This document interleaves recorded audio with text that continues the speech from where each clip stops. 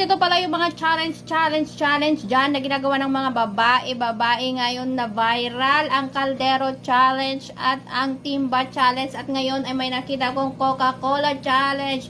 Ano bang nangyayari sa inyo mga guys? Kung ang views lang naman ang habol nyo, gumawa na lang po sana kayo ng mas magandang content kaysa naman ganyan kahihiyan nyo, kahihiyan ng pamilya nyo, at kahihiyan ng mga anak nyo. Kung may mga anak kayo, ano ba yan? Konti na lang makikita na yung mga bilat-bilat nyo dyan. Sobra naman kayo guys.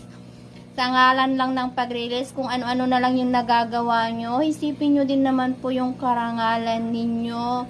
By the way, wala sana akong pakialam, kaso nga lang maraming naglalabas-labas na viral dyan. So ako naman si isang tanga na kinood sa mga viral, and then nakita ko tong mga to. Diyos ko, aroy ko, anoy ko. Akala ko kung ano ng challenge ang mga to na timba-timba challenge.